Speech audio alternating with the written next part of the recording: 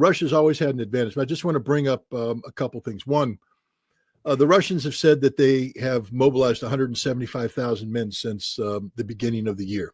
And that right now they're bringing in 30, 40,000 a month, in terms of volunteers, contract to that. The Ukrainians, on the other hand, are just struggling. They in the period of time between the beginning of the year and now, maybe 25, maybe 30,000. But the casualty rates are unreal on the front lines. The Russians right now, according to the Ukrainians, have not let up on any part. Normally what would happen is that the Russians, for instance, if they advance toward Pokrovsk, the Ukrainians would concentrate troops, throw drone waves at them, and then stop the Russians. The Russians would be forced to go to the flanks and make an adjustment. There would be a pause as the Russians pulled back, re-equipped, and then began going. Right now, the Ukrainians say there is no pause on any aspect of the front. The Russians are pushing forward. What this means is that whatever casualties Ukrainians are inflicting on the Russians are being immediately replaced, and the ops tempo continues forward. This means that whatever casualties they're inflicting are very low, very low. Now let's talk about, this misperception of Russian human wave tactics. I had a very interesting conversation with several Russian officers who were involved in, these things. The way Russia's fighting this war right now is that they are in total control of the battlefield. I could not survive on this battlefield because I'd come in and talk about putting, a company online, advance in fire team rushes, squads moving here, there, and everywhere. And my Marines would be slaughtered by drones because I've provided this target and the drones come in and hit. The Russians speak in terms of what they call 3s and 6s. And so the basic assault group of the Russian army is a 3-man assault element. And that means that they take a piece of terrain suitable for 3 men. Now, to take that terrain, they isolate it with firepower, they punish it with firepower, they cut it off with drones, and then 3 men come in under the close direction of command and control overseen by a drone. They're literally told, move left, move right, there, this, that, and the other thing, stop. Drone support comes in, and they take a position. That's the 3s. Then the 6s come in and take control of the position, and then they consolidate, they bring in ammunition, they hold, they rotate, fresh unit comes in, this unit goes back, and they repeat the process, 3s and 6s. While they're doing this on the front, going up to 40 kilometers in the rear, the Russians are swarming drones, nothing moves. If nothing moves, no reinforcements come in. If no reinforcements come in, the Ukrainians stand no chance on the front line. The casualty ratios today between the Russians and Ukrainians are 20-1. 20-1. When the 3-man element comes in, it's taking on a Ukrainian defensive position that's has between 5 and 11 Ukrainians in it. Most of them are being killed by the artillery coming in or stunned. The 3s come in and take their prisoners. They may take 4 or 5 guys prisoner. The 6s come in, consolidate, and withdraw them. But there are occasions as the 3s come in, a Ukrainian drone gets through, hits them, and that's a bad day for the 3. They're dead. Because when you're 3 guys out there, there ain't nobody coming to your rescue. You're going to die. You're going to get hit. Maybe people come in later on and try to evacuate you, but it's a bad day. But 3 dead is different than, 30 or 40 or 50 dead, which you would suffer if it was a Marine Corps assault. The Russians aren't providing the Ukrainians with the targets necessary to inflict high numbers of Russian casualties. The Russians have taken control of this entire front line, and they are dictating the pace of operations using 3s, 6s, and drones. And it's game, set, match. The Russians can repeat this algorithm all day long. As long as the Ukrainians can't reinforce adequately, this war is over. The New York Times just said that Russia is now launching its offensive, and you've had Zelensky freaking out about just 50,000 troops. And what Scott said, there's been even more of a amassing of these troops. And then you have reports from Ukraine itself about desertions to just such a significant degree. Talk about this offensive. What is the New York Times blowing something out of proportion, or is there something really serious about to happen, given the reality we spoke of earlier, which is that Russia has apparently made the decision that this is going to end violently? No, I think Russia kicked off the offensive once they consolidated Kursk in March. So this is, just Western media is late to catch up to it. And it's not that Russia wants to do violence for violence sake, but they recognize that they cannot point to a single agreement that the United States has made with Russia that the United States has honored. And in fact, they've been repeatedly lied to by both Republican and Democrat presidents over the last 35 years, since the collapse of the Soviet Union in 1991. Putin, in particular, has admitted that he was entirely too trusting of some of the promises. In fact, I know Putin, when he was being interviewed by Oliver Stone for Oliver Stone's outstanding 4-part series with Putin, Putin noted that the mistake that was made by Gorbachev was that he accepted a verbal assurance from James Baker and didn't get it in writing. But even if it's put in writing, there's no guarantee that the West is going to comply and follow through. So that's why, Russia, while hoping that they could speak reasonably and get the attention of the West, I think has acknowledged that the ultimate road forward here is going to be a military victory. The only negotiation will be the kind of negotiation that took place at Stalingrad when von Paulus surrendered the Sixth Army to the Soviets. It's going to be the same kind of dialogue negotiation that took place when Admiral Dönitz surrendered Nazi Germany to the Allies on May 8th. So, this is going to end in a military victory for Russia. And it's not only going to be a victory over Ukraine, it's going to be a victory over NATO.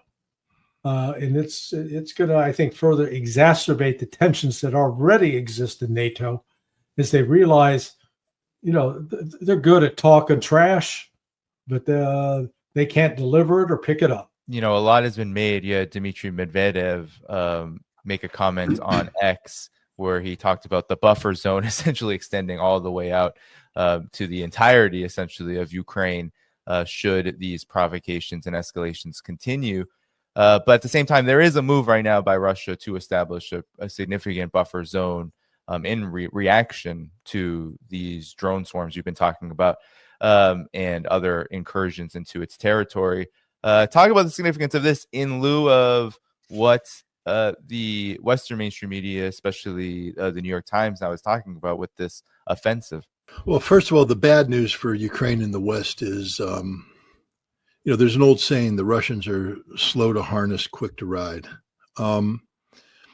Vladimir Putin's government has behaved in a very balanced, controlled fashion, opening itself up to much criticism from within Russia as being too slow, not decisive, things of that nature. But the reality is that Russia doesn't take action until Russia has put all of the resources together to achieve a result. Putin himself has acknowledged that the early days of the SMO, they weren't ready for the $48 billion infusion of capital and resources that came after the peace talks collapsed. Russia, I believe, had placed too much faith into getting Ukraine to accept the terms of conflict resolution through the Istanbul communique. And when that collapsed, Russia was left basically holding a bag. And the evidence of that is, for instance, the decision to engage Wagner in a contract. That contract is dated in May of 2022. That means that Russia wasn't envisioning a need to use Wagner in a massive combat role, and that there was a gap in Russian capabilities that required Russia to turn to a Wagner-like organization. So Russia wasn't prepared, and Russia really didn't get prepared for the reality of this war until after the offensive of September, October of 2022, which compelled Russia, I guess it started maybe even August, compelled Russia to mobilize 300,000 and reset the conflict. And since that time, Russia's been resetting the conflict.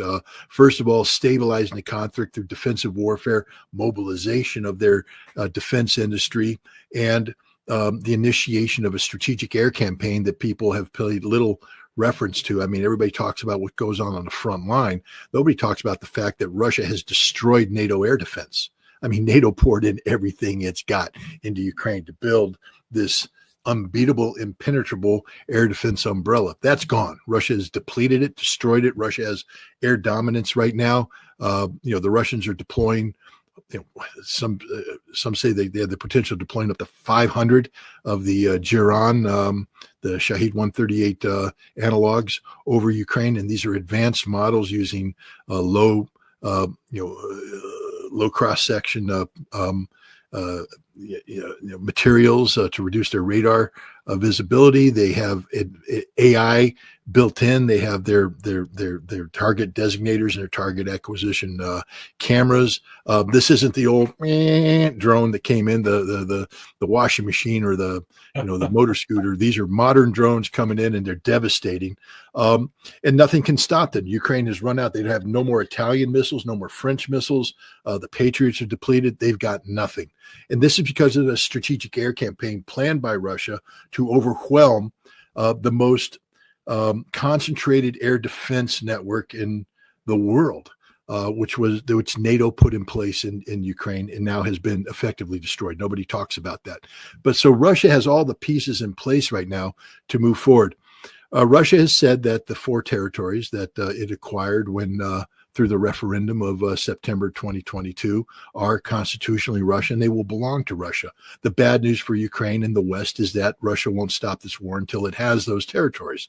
The even worse news is that Russia put Ukraine on notice that if it doesn't accept, and this, I think the red line is this coming negotiation. This is Ukraine's last chance. Accept peace or 4 more. And Medinsky isn't lying. The Russians don't lie. They don't bluff. They don't play games. They're slow to harness, but once they make that decision, quick to ride. So we're on the verge of seeing Russia say we're taking 4 more territories. But in addition to that, Russia said we're building a buffer zone, that Chernihiv, Sumy, and Kharkov, that protect the territories of Russia, Belgorod, Kursk, and Orel, I believe, from Ukrainian attack. Having said this, because Russia's hinted at this in the past, having said this, this will happen. And that's a bad news for American negotiators, because this just throws in another layer of complexity.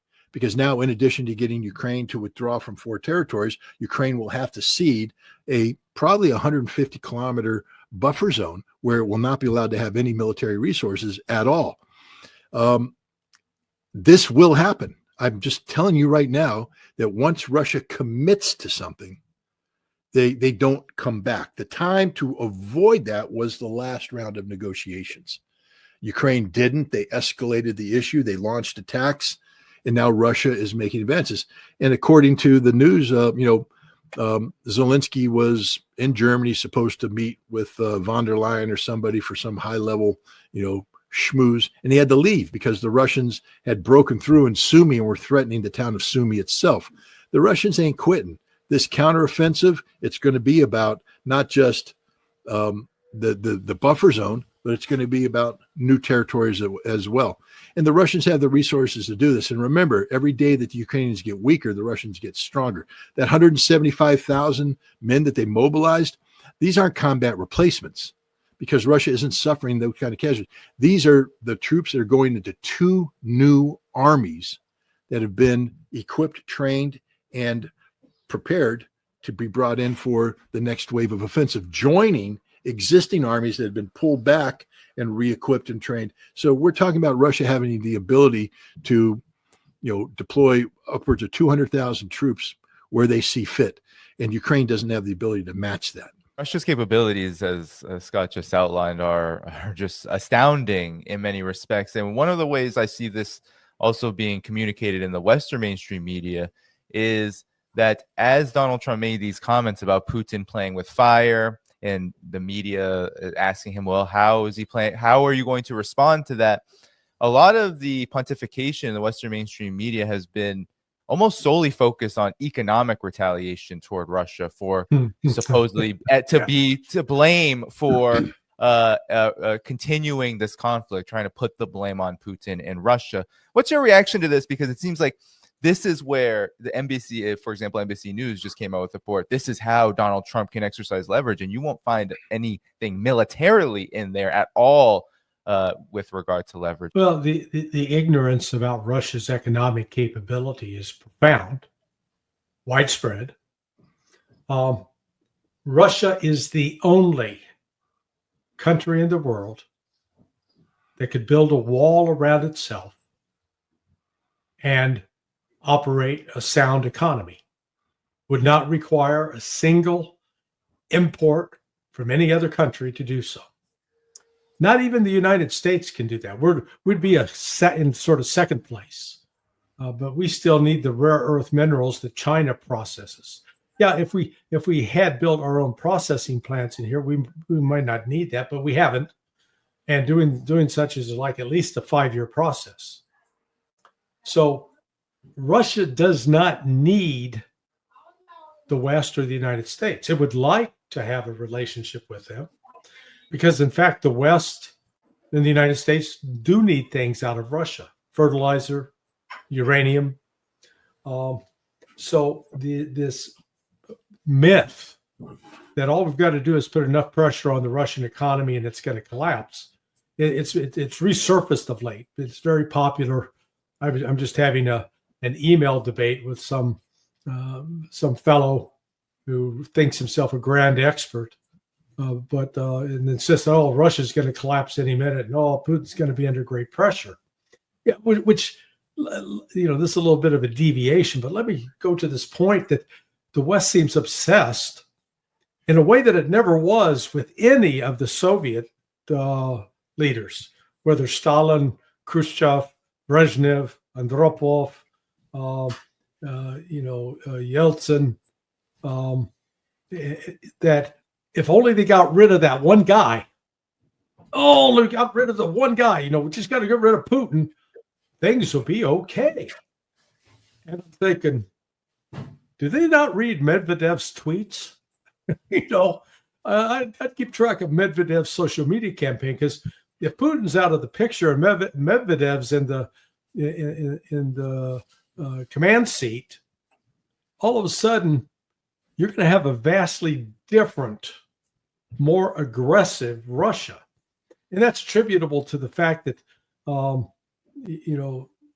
think Putin is a much better lawyer than Medvedev. Medvedev also is a lawyer by training, but Putin is very much more cerebral and stays very logical and rational.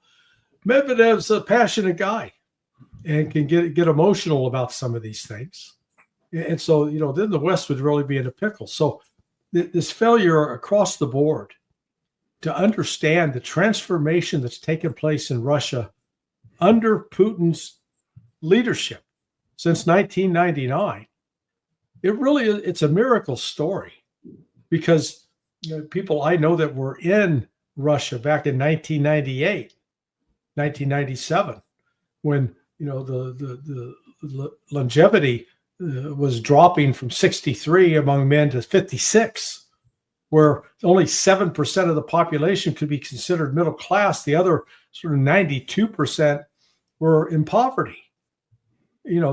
Russia has literally been pulled out of a latrine, of an outhouse, and out of the sewage, and has risen to become modern, clean, prosperous, with the middle class now being constitute about 52% of the population. So some dramatic changes, and the Russians are still young enough to remember what this means, and the West continues to miscalculate on this front. Yeah, and Scott, I just add on the sure. on the Medvedev thing, because this is depressing conversation, so I just want to throw something in humorous. Medvedev is Sonny in The Godfather, and and Putin is Don Corleone. And just remember, Don Corleone, what he told Michael, the one that comes to you about Barzani, he's the traitor. Remember that. And then what happened? Everybody died. And it wasn't Sonny that killed them. Everybody else. Putin is Don Corleone. He's in total control. It's not personal. It's business. Whereas Medvedev, everything's personal. I mean, his tweets, I read them. I enjoy them. But this is Sonny, and we know what happened to Sonny. He ended up in a New Jersey, toll booth, getting blown away by a bunch of guys with machine guns. Putin's not going to let that happen to him, although he ended up in a helicopter in Kursk. But the point is, I think we need to keep in mind that Putin isn't just a lawyer. He's a stone cold killer. And I don't mean that in a bad way. I mean that this is a man who is prepared to do what is necessary to protect Russia. But he always keeps the interests of the family at heart. That he's not going to sacrifice the family, but anybody who threatens the family is going to end up sleeping with the fishes. Is this Vladimir Putin's biggest crime? Because I think even Donald Trump himself is falling into what Larry was just talking about, this obsession with Putin, this obsession with this particular leader. And it appears that, this is just continuing on and on and on to the point where, these escalations are so dramatic and explosive. So is this Putin's biggest crime, the fact that he is the leader who is protecting Russia, as you said, and is willing to do whatever it takes to ensure Russia's continued stability and sovereignty? Well, let me put it this way. Vladimir Putin knows the United States of America better than Donald Trump does. And Vladimir Putin knows Russia 400 times better than not just Donald Trump, but the totality of his Russian advisors, which means that Vladimir Putin is very much in control of the situation. I gave Donald Trump 100 days. I held my tongue. Hell, I spoke out in defense of this orange-faced son of a bitch. I said he's the president of the United States. I wish him well. He has vision. He wants to implement this vision. And as I watched him imperfectly go out there, I gave him the benefit of the doubt across the board, including Russia. But now's the time to speak honestly. Donald Trump is the most incompetent man to rule the White House. Joe Biden wasn't incompetent. Joe Biden was just brain dead. As much as I disagreed with Joe Biden's policy formulations, et cetera, Joe Biden, when his brain worked, could never be called incompetent. He could be called stupid, foolish, all that, but never incompetent. Trump is just pure 100% incompetent. Whatever successes he enjoys isn't because of him, but because of things that his subordinates do, namely Steve Witkoff, who has gone out and performed miracle after miracle after miracle, only to be undermined by Marco Rubio, Trump's Secretary of State, Keith Kellogg, Trump's moron in chief for Ukrainian negotiations, Scott Bessent, who continues to believe somehow that we can strangle Russia economically, although I challenge Bessent to point Russia out on a map, let alone Russia's oil fields, and to discuss the complexity of how Russia generates oil-derived income, the various methodologies used to get that oil to market, and why you'll never strangle Russia, even if you seek to impose 500% tariffs on those nations importing. You're really going to tariff India, who just this month bought more oil from Russia than ever before, or China, who has reconfigured its energy configuration so that it is very much dependent upon Russian oil. What, China's now going to go, oh, God, should have had a V8. We're not going to do that anymore. 500% tariff. China's not going to balk. Trump's going to find himself boxed into a rhetorical corner yet again and have to back down. Trump doesn't know what he's doing. That's the problem. And, even Witkoff is only as good as the direction he gets. Witkoff has a capability of sitting down with the Russians, listening, which is a skill set that Donald Trump simply doesn't have, absorbing, another skill set Donald Trump doesn't have, comprehending, another skill set Donald Trump doesn't have, and then able to, put forward, the byproduct of that process to say, this is the Russian reality. If you remember early on in this process, when Russia and the United States first began discussing, one of the things that I really liked was the fact that every one of the Trump administration officials, even Marco Rubio, said, this is a reality-based discussion. And that's the importance of the dialogue. But Trump doesn't live in a reality-based world. He lives in Trump world, where he believes that he can come in and put pressure on people and have them fold like a house of cards and influence. Vladimir Putin will never fold with Donald Trump. And Trump should know this. I'm not an expert in body language reading. I mean, Larry, you know that, we all pretend to be back in the old days, of Kremlin watching, oh my God, Brezhnev died. Who's standing next to Andropov? Who's wearing a hat? Who's wearing the scarf? What's going on? It means so much. It means nothing. But that's how we operate. With Trump, this guy, he doesn't know anything about Russia at all, and nobody around him knows anything about Russia. There are no Russian experts. Tulsi Gabbard, God bless her soul, is not a Russian expert. Doesn't know anything about Russia. Larry has spent more time in Russia, having more quality interaction with the Russians than I would imagine the CIA's top Russia man. The CIA's top Russia man or person, could be a female nowadays, is driven by, because you don't get to be the CIA's top Russian person today by being a genuine expert in Russia.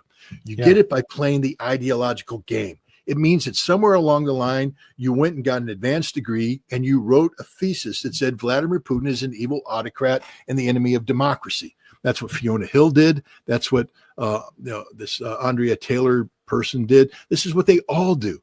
This is how they made their reputation. They wrote a PhD thesis, said Vladimir Putin's the most evil man in the world and we have to get rid of him. They, oh, you're perfect. Come in and work for the CIA. They don't know anything about Russia. They haven't been to Russia. They can't comprehend Russia. They might be able to speak Russian, but they don't speak to Russians.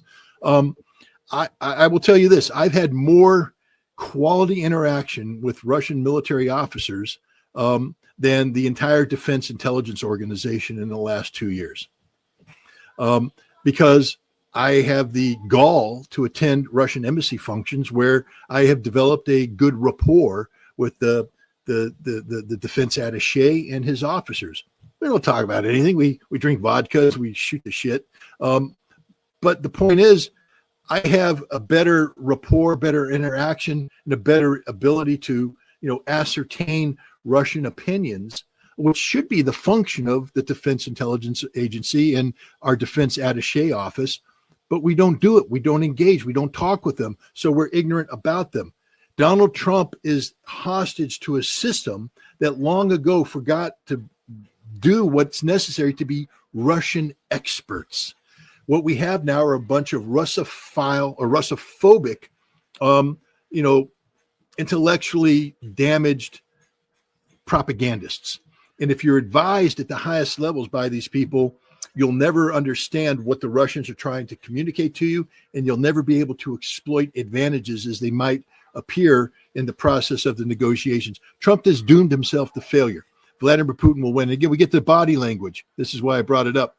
You remember when Trump met with Vladimir Putin in, was it Helsinki back in 2018, I think, 2019 maybe?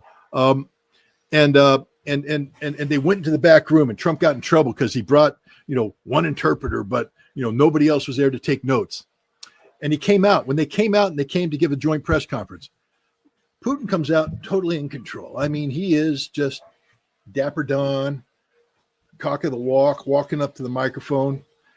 And I'm not a body language expert. I'm going, there's a man that feels good about what just happened and is confident in himself.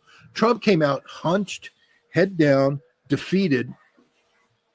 And he comes to them and he had no self-confidence. Whatever he tried, what stunt he tried to pull with Putin didn't work. I'm not saying Putin owns him. I'm not saying that Trump is, somehow been compromised.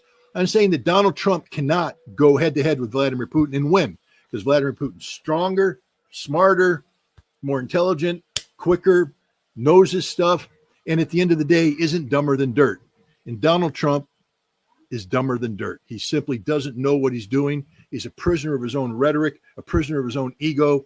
And if we're not careful, it could get us involved in a war with Russia, which is the last thing Russia wants and is the last thing America needs. Donald Trump speaks English, barely. Vladimir Putin speaks Russian, German, and English. He can carry on conversations in English, maybe not as smoothly as Lavrov, but close to it. If you've never watched the Oliver Stone 4-part series, his hour-long interview, 4 hours of interviews with Vladimir Putin that were recorded between 2015 and the end of 2016. Please do. Any of your viewers, go to YouTube, look it up. Please watch it, because it gives you a real measure of the quality of man, human being, that Vladimir Putin is. That he is not a megalomaniac. He's not requiring everybody to be around and tell him what a great guy he is, what a genius he is, how smart he is. He is capable of self-deprecating humor. And on the body language front, there's in the fourth part of this series, Oliver Stone is really grilling him on, hey, you know, basically, aren't you on your way to becoming a dictator? Because you've been in office for, you know, all this time, since for 17 years, and you don't show any sign of relenting and going on. And when you look at Putin, you know, one of the clues with body language is if you're sitting with your arms open and your legs open, you're relaxed. You're open. You're not feeling defensive at all. And that's how Putin remained like that throughout this. It was a pretty heavy assault by Oliver Stone. At no time did he cross his arms and, as Scott was noting, you know, go with the head down and, you know, give signs of resistance and closing up. And it wasn't just that one interview. You see it, again, over 4 hours of interviews and facing some tough questions. Putin is always calm, relaxed, logical, admits to making mistakes when he's made mistakes, but has a good focus on what his duty is as the leader of the Russian people. And I think that's, you know, goes to explain, you know, Scott and my frustration with Donald Trump, that Trump is capable of so much good. You know, he had handed to him when he came into the office the ability to end the war in Ukraine, to end the genocide in Palestine, and to have a comprehensive peace deal with Iran that would guarantee that Iran never builds a nuclear weapon. They're not building one now. They don't have one, but it would get it solidified so it wouldn't be covered by like the 10-year limit that the JCPOA put out. But he hasn't done that. And instead, he makes these bombastic, juvenile, childish statements. Oh, Putin's crazy. And, you know, just it's sort of, I guess, the natural result of what you get with a narcissist who is more concerned about himself than his country.